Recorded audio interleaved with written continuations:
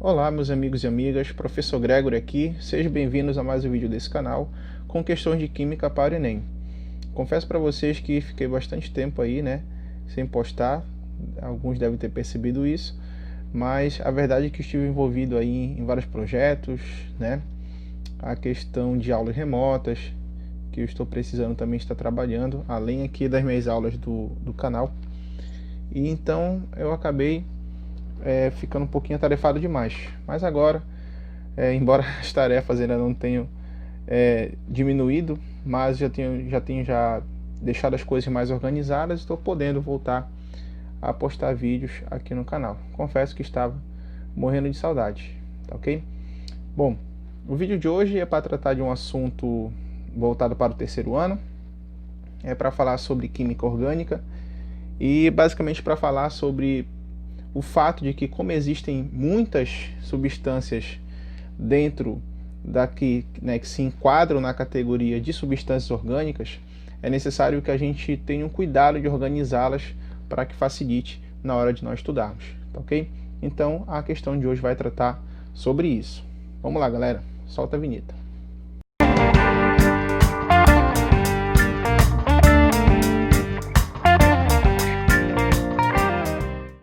Bom, a questão que vamos resolver é uma questão do Enem de 2015, questão 56 da prova rosa, com o tema, como eu havia dito anteriormente, sobre química orgânica.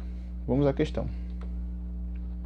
Uma forma de organização de um sistema biológico é a presença de sinais diversos, utilizados pelos indivíduos para se comunicarem. No caso das abelhas da espécie Apis mellifera, os sinais utilizados podem ser feromônios, para saírem e voltarem de suas colmeias. Usam um feromônio que indica a trilha percorrida por elas, que está sendo representada no composto A. Quando pressentem o perigo, esperam um feromônio de alarme, que é o composto B, que serve de sinal para um combate coletivo. O que diferencia cada um desses sinais utilizados pelas abelhas são as estruturas e funções orgânicas dos feromônios. Então aí vocês têm representado o composto A, citado por ele, que é o composto que vai indicar a trilha percorrida pelas abelhas, e o composto B, que é o feromônio de alarme, certo?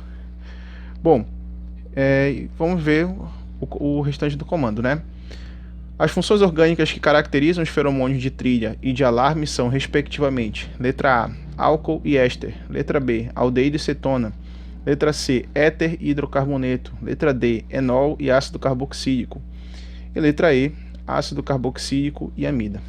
Bom, para que a gente possa falar aí sobre como identificar funções, como a gente vai saber quando um composto pertence a uma determinada função, primeiramente, claro, vamos falar um pouquinho sobre o que são as funções orgânicas.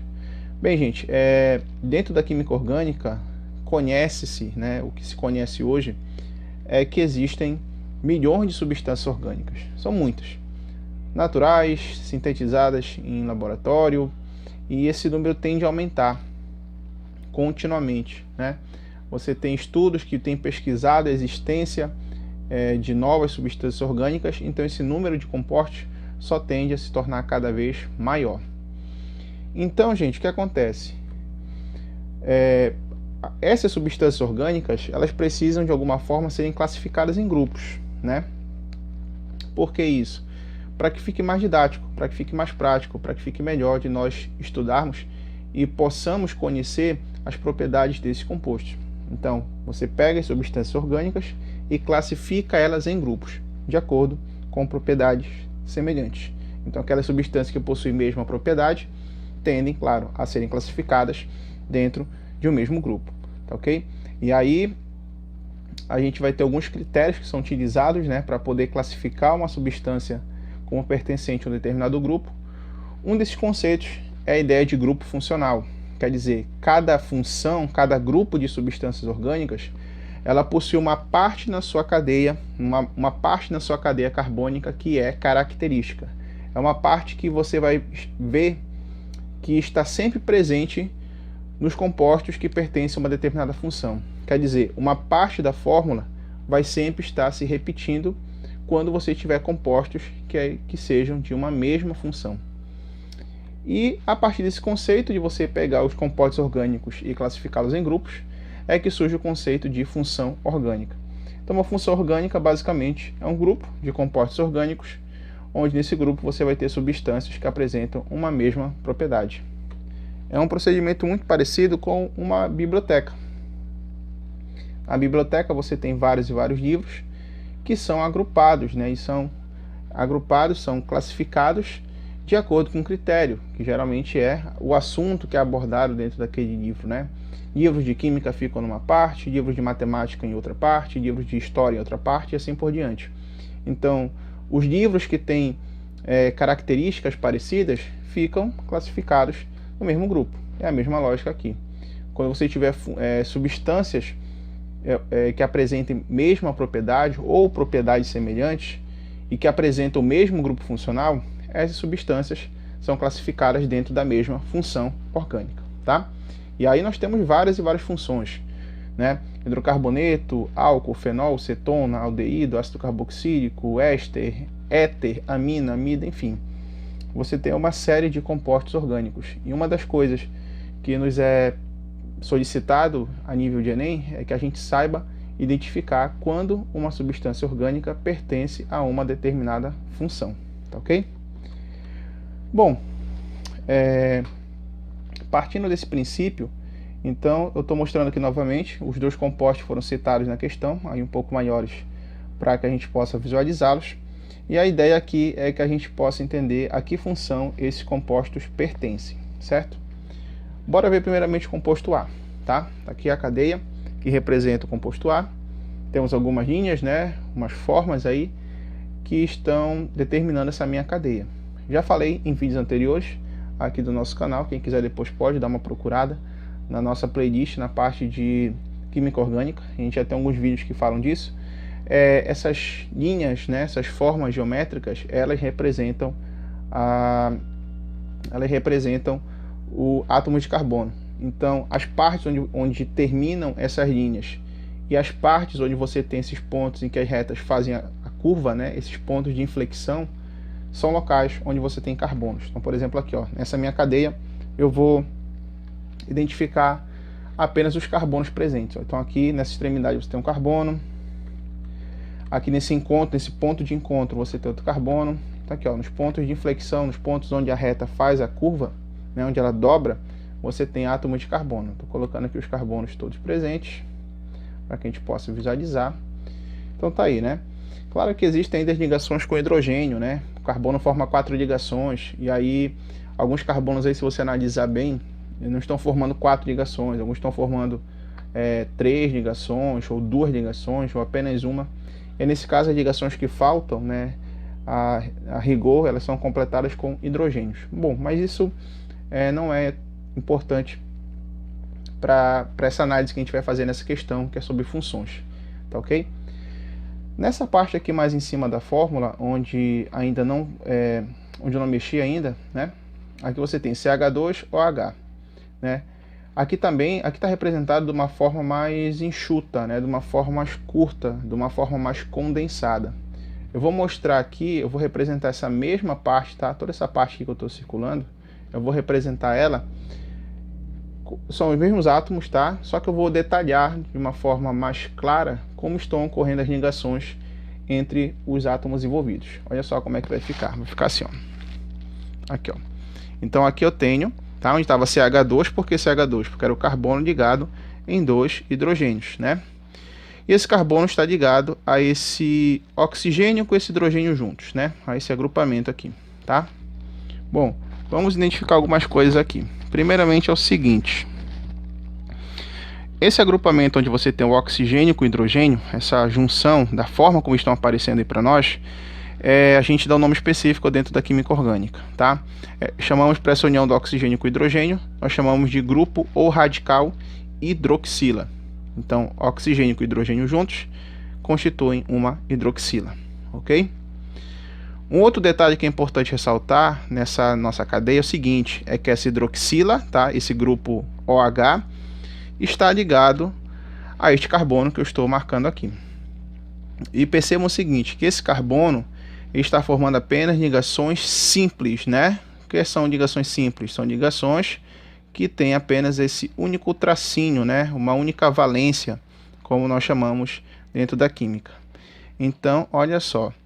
Então, esse carbono que está ligado na hidroxila, o carbono está formando apenas ligações simples. Portanto, esse carbono é chamado de carbono saturado. Então, carbono saturado é um carbono que realiza apenas ligações simples, ok? Bom, e aí toda vez que você tiver esse comportamento aí, quando você tiver uma hidroxila que está ligada diretamente com o carbono saturado, ou seja, com o carbono que faz ligações simples, então você tem um composto que pertence à função álcool, ok? Então, isso é a característica do álcool. É assim que eu vou identificar que uma substância pertence a essa função específica. Eu sei que um composto é álcool toda vez que ele apresentar uma hidroxila ligada a um carbono saturado, ou seja, um carbono que forma ligações simples, certo?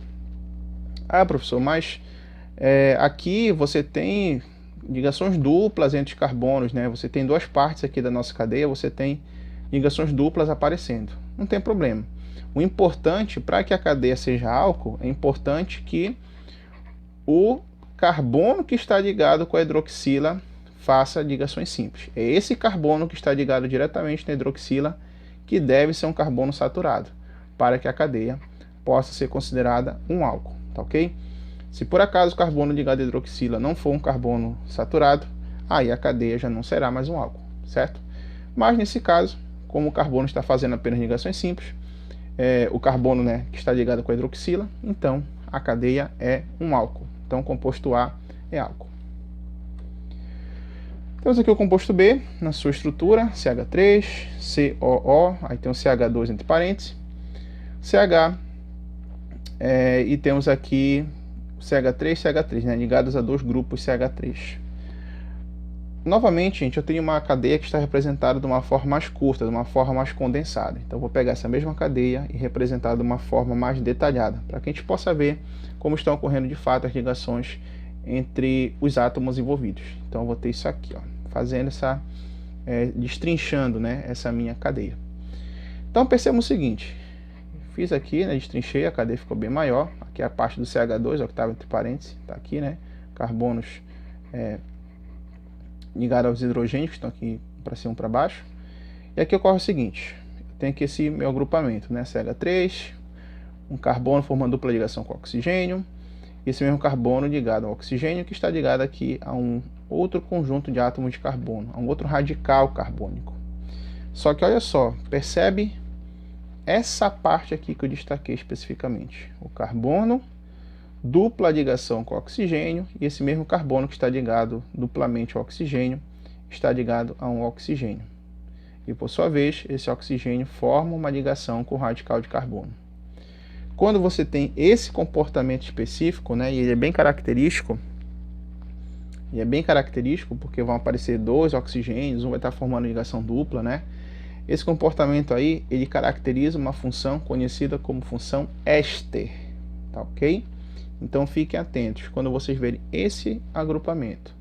Carbono formando dupla ligação com o oxigênio e o carbono ligado ao oxigênio por ligação simples também, né? O mesmo carbono que está ligado ao oxigênio está ligado ao outro.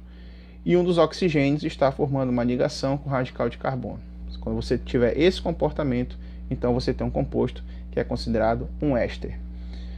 Uma outra função que é muito parecida, que tem um comportamento parecido com este, e não é por coincidência, é a função chamada de ácido carboxílico.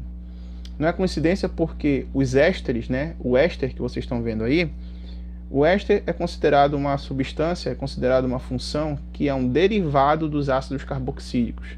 O que isso quer dizer?